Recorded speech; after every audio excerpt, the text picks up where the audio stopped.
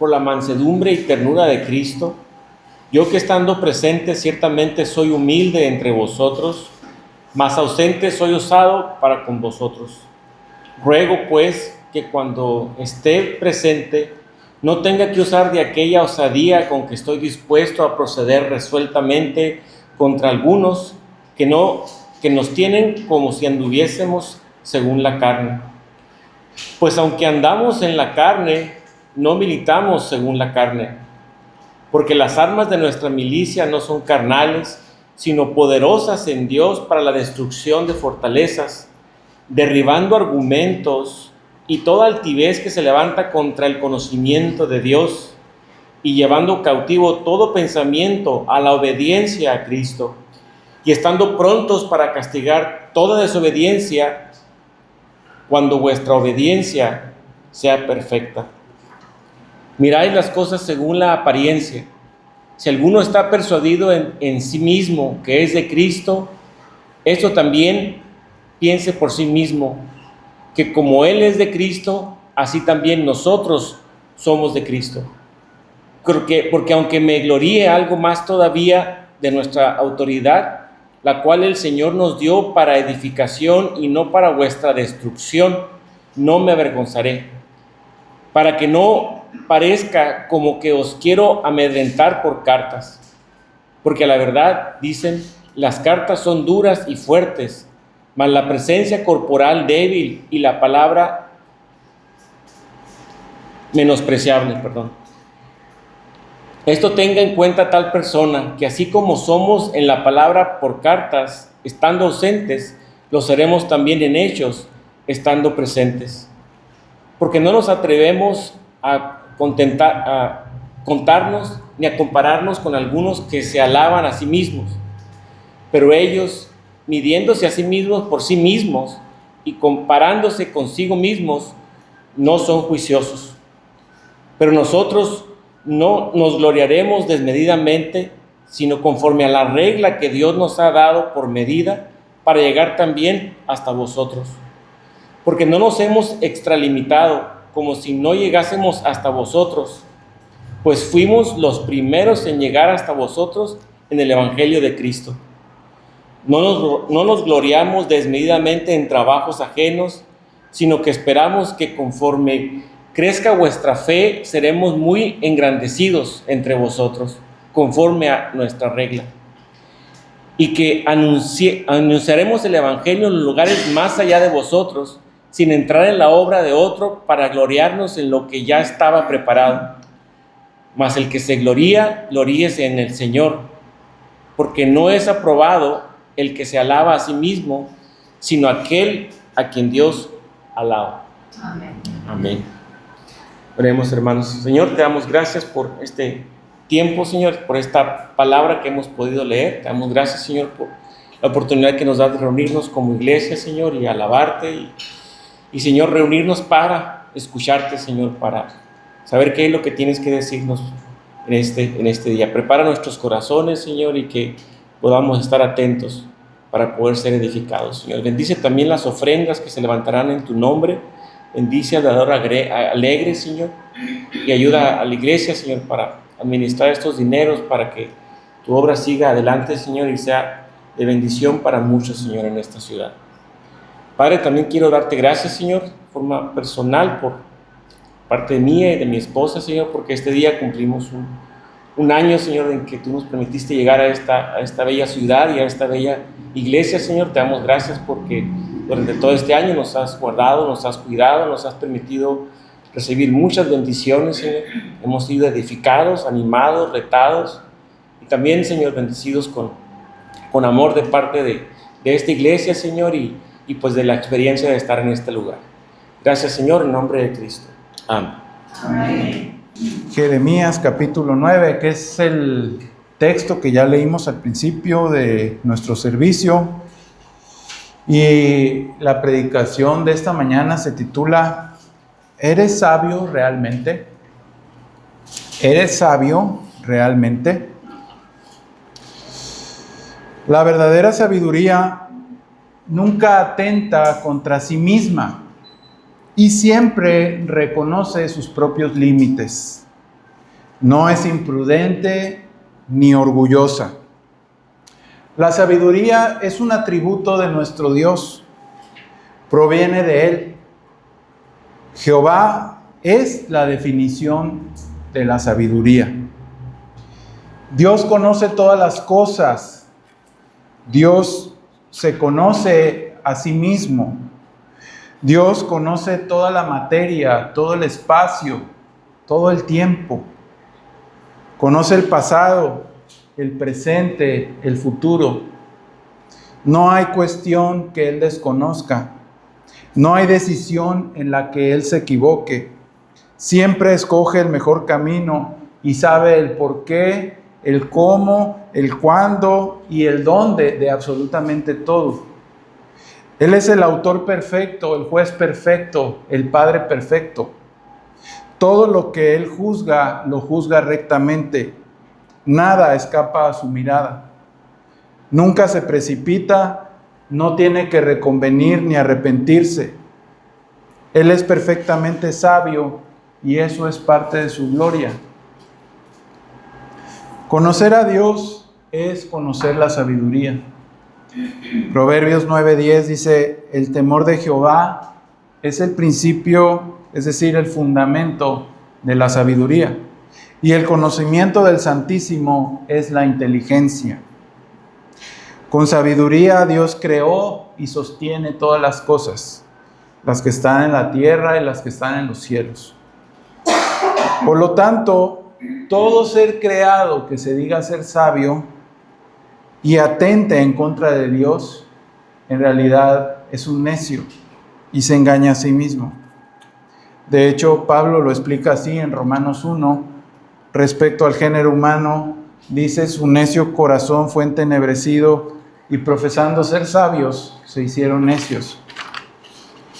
El capítulo 9 del profeta Jeremías nos va a dar una descripción de la condición moral de Judá cuando decidió apartarse del conocimiento de Dios y establecer su propio criterio. Este capítulo es una severa advertencia contra todo aquel que no procure la sabiduría de Dios, creyentes o incrédulos. Necesitamos su sabiduría para saber cómo navegar en este mundo. Y vamos a ver que nuestro pasaje se puede dividir en 3 diferentes momentos, comenzando entre los versículos 1 y 9. Esta sección la podemos titular: un pueblo que abandonó el conocimiento de Dios. Después, entre los versículos 10 y 22, un pueblo que recibirá el justo juicio de Dios. Entre los versículos 10 y 22. Y el tercer y último punto, del 23 hasta el resto del capítulo, un pueblo llamado a conocer la verdadera sabiduría. Entonces vamos a ver nuestro primer punto: un pueblo que abandonó el conocimiento de Dios, tristemente, entre los versículos 1 y 9. Los primeros 2 versículos consisten en una expresión de dolor de parte de Jeremías, a quien injustamente, no sé por qué, entre el pueblo de Dios se le ha llamado o se le ha puesto el mote de el profeta llorón. Cuando hablamos de un llorón, hablamos de alguien que es muy sensible, que llora casi por cualquier cosa, pero no es este el caso. Por lo tanto, ese apodo es un apodo bastante injusto que espero que ninguno de nosotros tengamos. Fíjense cómo el profeta está lamentándose por una situación que aún no ocurre. Él puede ver ya a través de la profecía que Dios le muestra cuál va a ser el fin de Judá. Su dolor es tan grande que desearía que su cabeza se hiciera agua, que sus ojos se convirtieran en fuentes de lágrimas. Quisiera apartarse de Judá y refugiarse en un albergue de caminantes en el desierto, para no tener que presenciar el juicio que les espera a causa de su pecado. Cabe mencionar que en ningún momento Jeremías está en desacuerdo con Dios respecto a la severidad del castigo. Al contrario, él reconoce que el juicio de Dios contra Judá es justo. Pero aún así, le duele mucho saber que en el corto plazo su nación iba a ser destruida. Jeremías tiene una actitud opuesta a la de Jonás. Recordemos que Jonás se entristeció porque Dios perdonó a los ninivitas. Le hubiese gustado presenciar su destrucción desde aquel monte en el que se refugió bajo la sombra de una calabacera. En cambio, Jeremías se entristeció porque los judíos no quisieron arrepentirse. Le gustaría no tener que presenciar su destrucción y poder refugiarse no bajo una calabacera, sino en un albergue de caminantes en el desierto. La actitud que hace la diferencia entre un Jonás y un Jeremías es la compasión. Sabemos que Dios no se complace en la destrucción del impío. Sin embargo, es algo que Él debe hacer porque Él es justo, como vimos en el tiempo de escuela dominical. Podemos decir también que Jeremías anticipa el Espíritu de Cristo, quien también lloró por Jerusalén. En Lucas 19, 41 al 44, está narrado ese momento en el que Cristo está pues ya hacia el final de su ministerio terrenal y Él entra a la ciudad de Jerusalén y llora por ella, porque no quiso arrepentirse. La pregunta para nosotros es, ¿cómo reaccionamos ante el pecado y la maldad de las personas que nos rodean? ¿Deseamos que caiga fuego del cielo y los consuma, como le propusieron al Señor Jacobo y Juan contra los samaritanos en Lucas 9:54? ¿O intercedemos por ellos con misericordia, recordando que nosotros mismos somos también polvo? Después, entre los versículos 3 y 9, aquí se nos da un compendio de pecados. Se retrata la degradación moral de un pueblo que había desechado el conocimiento de Dios. Fíjense, no que lo ignoraran, sino que lo habían recibido y terminaron desechándolo. Y dice nuestro texto, porque todos ellos son adúlteros, congregación de prevaricadores. Acuérdense que los prevaricadores son aquellos que, conociendo la ley de Dios, fueron en contra de ella deliberadamente. Hicieron que su lengua lanzara mentira con un arco.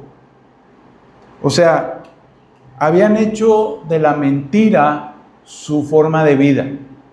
Una cosa es mentir y otra cosa es que ya toda su vida gira en torno a la mentira. Algo que, por cierto, vemos hoy en día, ¿verdad?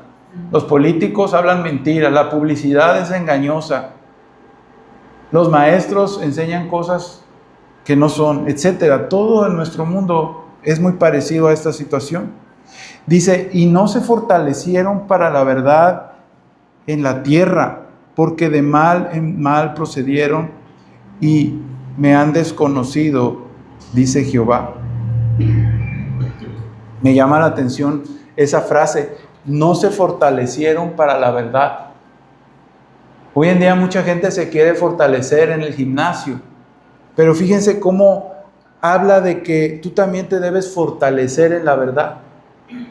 El ejercicio físico, dice la palabra de Dios, para poco aprovecha. Ojo, no quiere decir que sea inútil, dice para poco. ¿Por qué? Porque comparado a la eternidad no es de mucho. Pero ejercitarse, fortalecerse para la verdad es importante. Así como un atleta se priva, se sacrifica de ciertas cosas y en cambio hace ciertos ejercicios que le fortalecen, nosotros también debemos de privarnos de medios, de tal vez amistades que no contribuyen a la verdad y en cambio buscar nutrirnos de lo que el Espíritu nos facilita para permanecer y fortalecernos en Dios.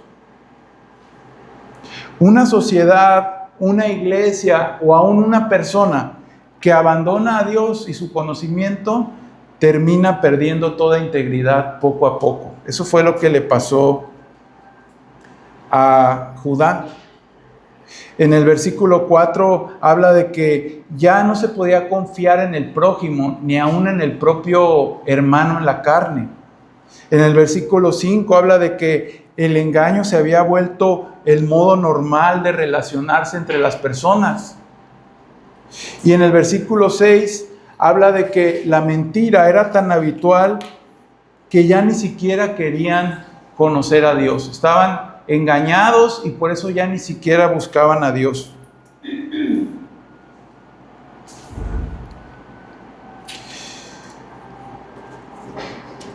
Ahora, nuestro segundo encabezado trata del juicio que ya no era posible evitar.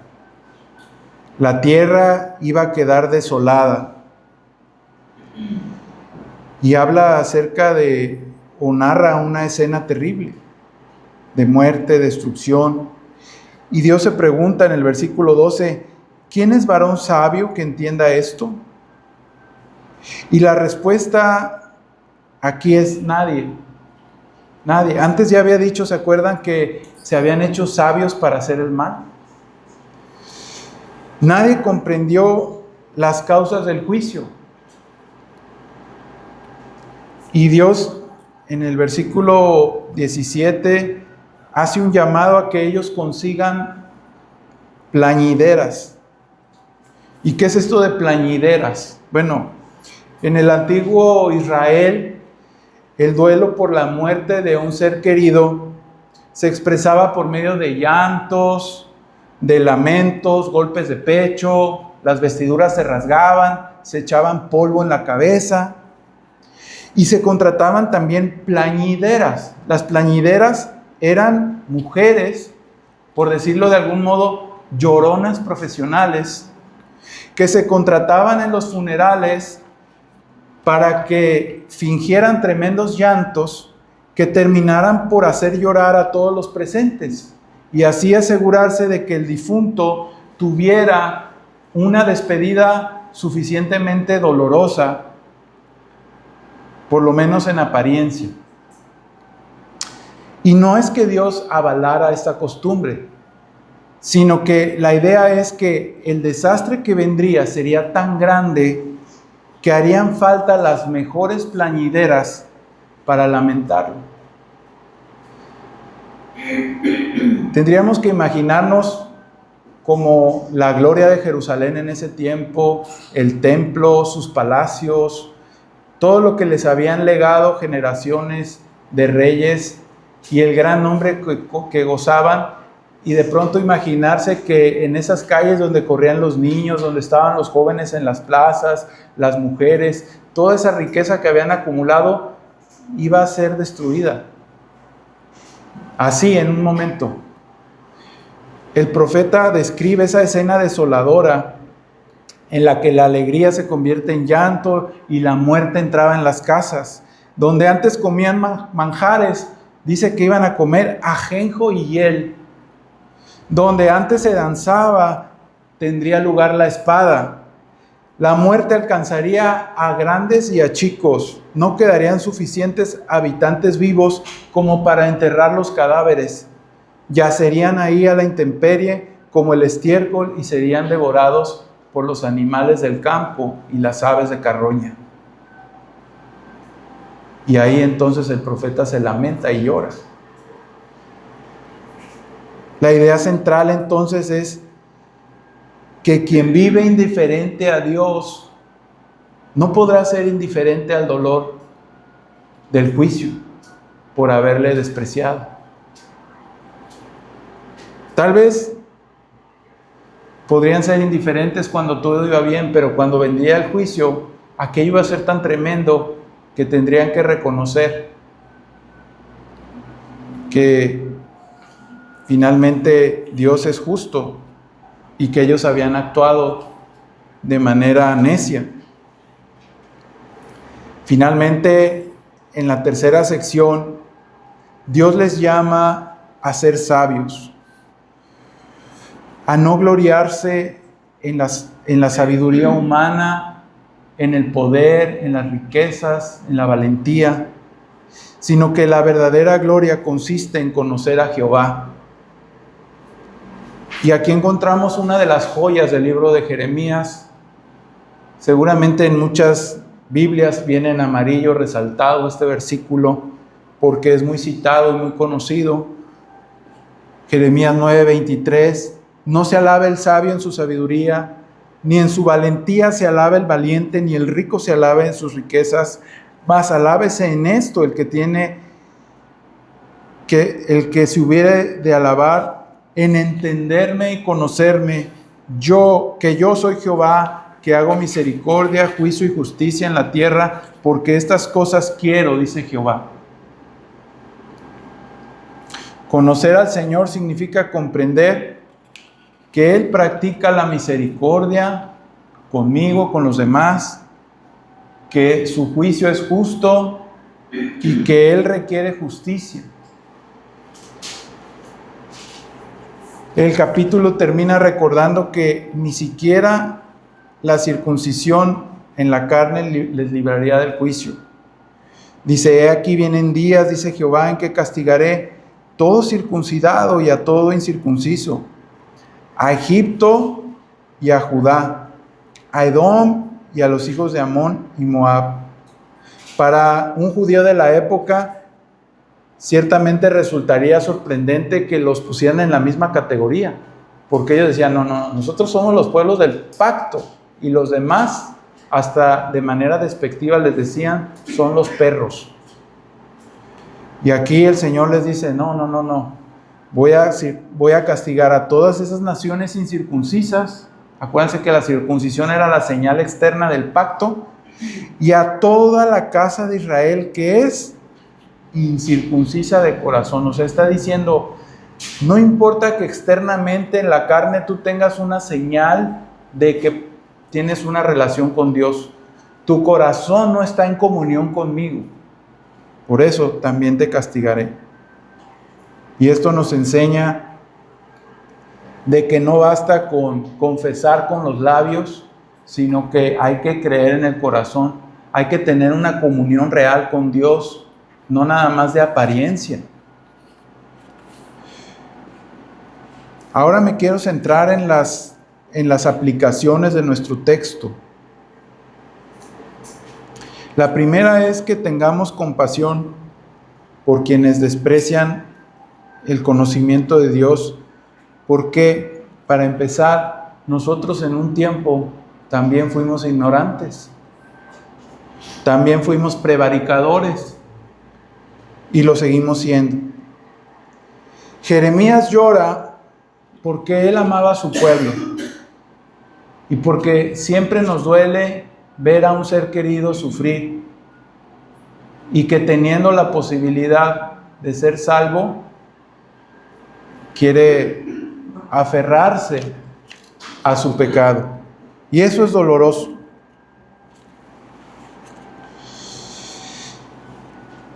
Y como ya he dicho, siglos después, Cristo hace exactamente lo mismo que en su momento hizo el profeta Jeremías cuando él entró a Jerusalén.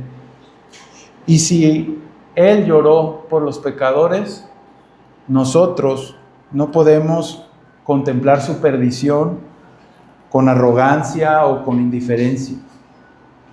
Esa actitud de decir: sí, que sufran, se lo merecen, pecadores, como si nosotros no lo fuéramos, es bastante incongruente con el corazón de Cristo.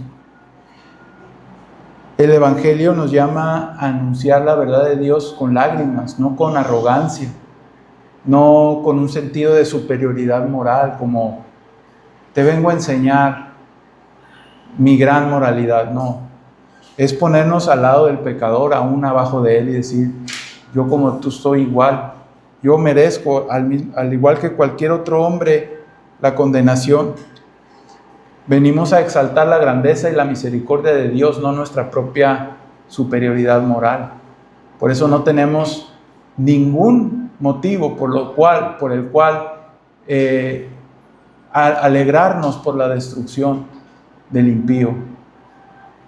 Vendrá un día en el que celebraremos el justo juicio de Dios, cuando finalmente se haga justicia en este mundo lleno de impunidad. No hay justicia en este mundo realmente. O sea, desde el punto de vista humano, es terrible, realmente es terrible. A mí me llena, a cualquiera, nos llena de frustración eso, que no pueda haber justicia en este mundo.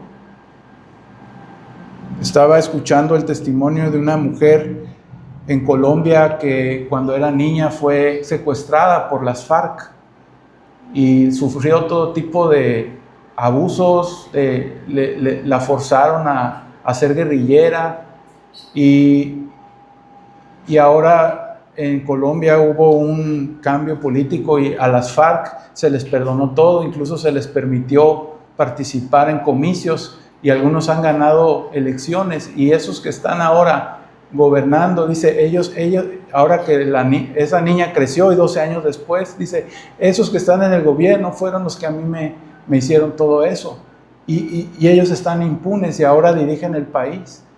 Y digo yo, qué tremendo, cuánta impunidad, cuánta injusticia.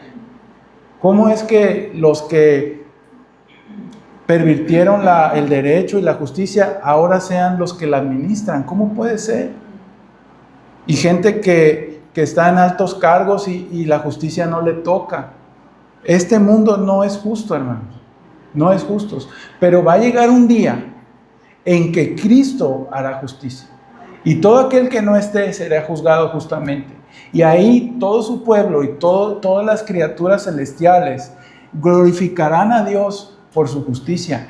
No como una morbosidad y una hazaña de decir, sí, que les destruyan. No, sino porque finalmente a quien ofendieron principalmente, que es a Dios, hará justicia. Y todos exaltarán a Dios porque Él es el juez justo que impartirá justicia.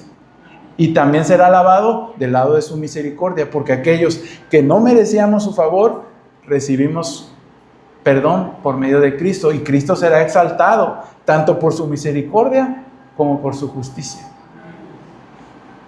Segundo punto, Cristo recibió el castigo que nosotros merecíamos. Aquí, esa escena desgarradora de Jerusalén siendo destruida, nos conmueve, pero saben que cada uno de nosotros merecíamos un juicio aún peor que el que se describe en Jeremías, un castigo eterno, como ya vimos. De forma maravillosa, el Evangelio anuncia que el juicio no desapareció, sino que cayó sobre Jesucristo.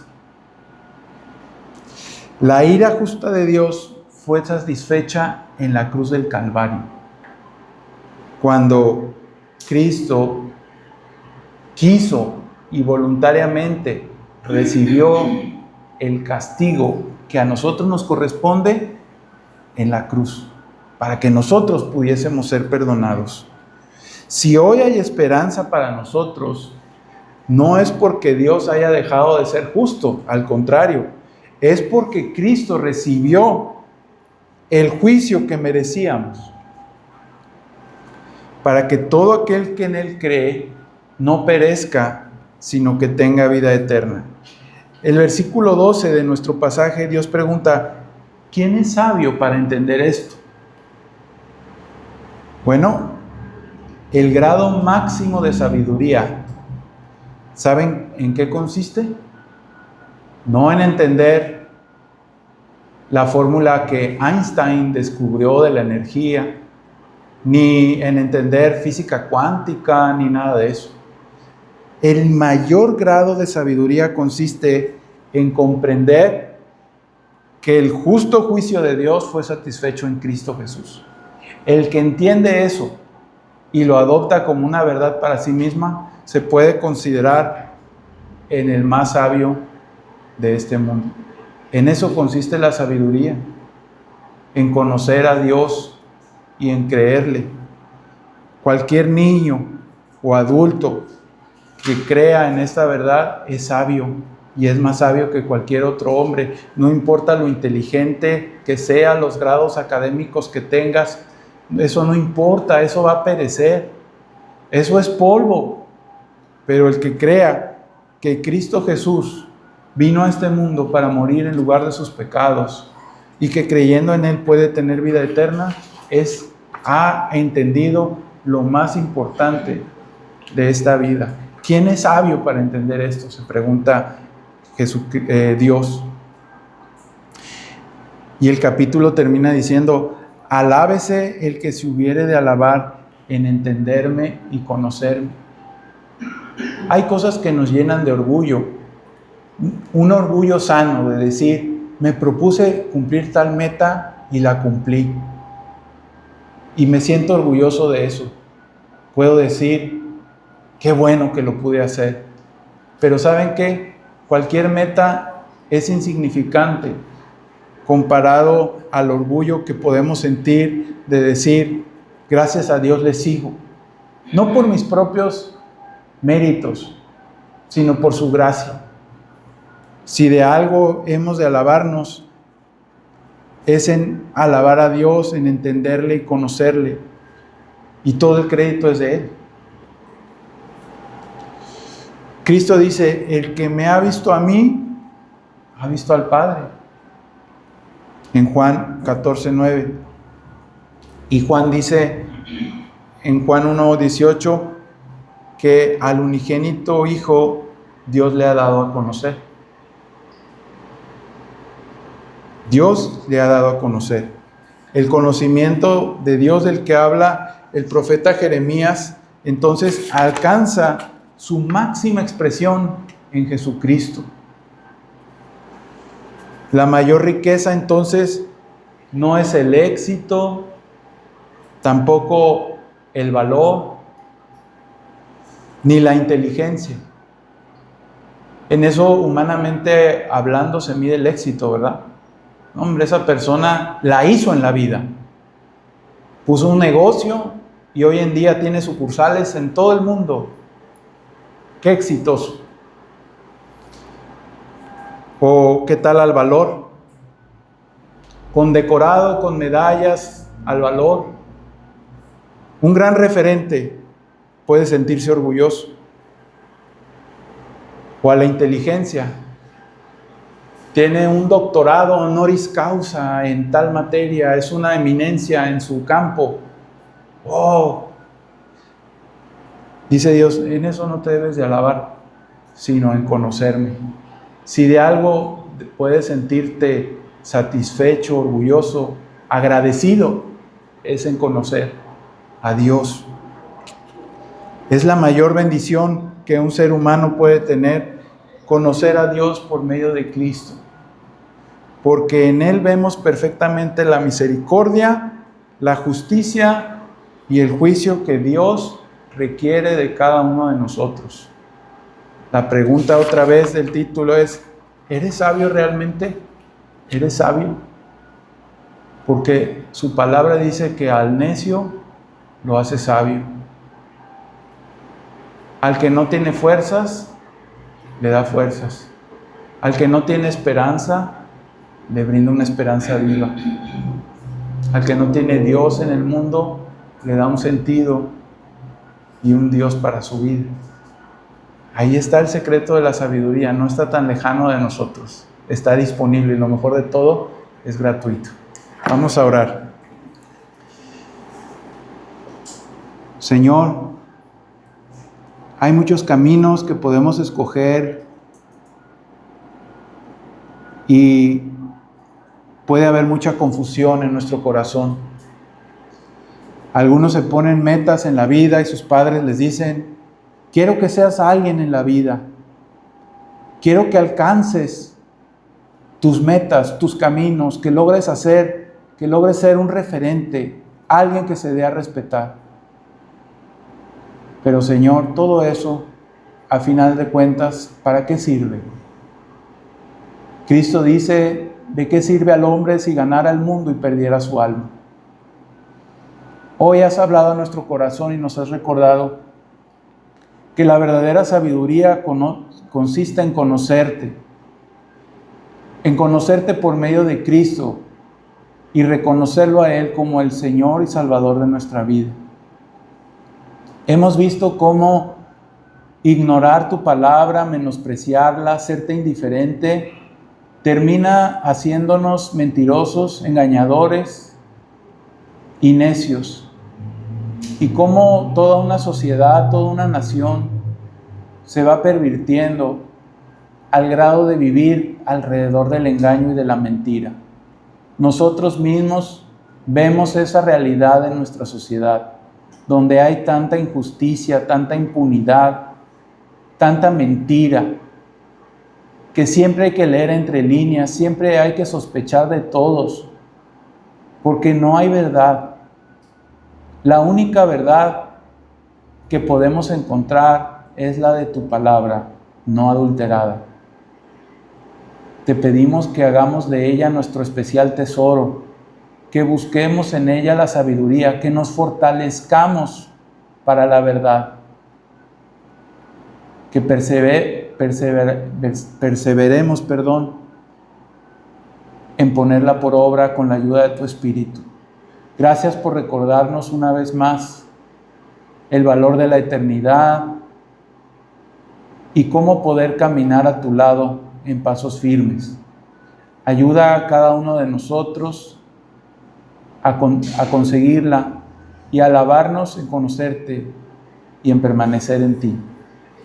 Queremos aprovechar también este momento para interceder por mi tía Pili, que el día de mañana, si es su voluntad, la estarán interviniendo, para que tú guíes las manos de los médicos y que puedan extraerle ese tumor y que le permita, si es tu voluntad, sanar de su cuerpo.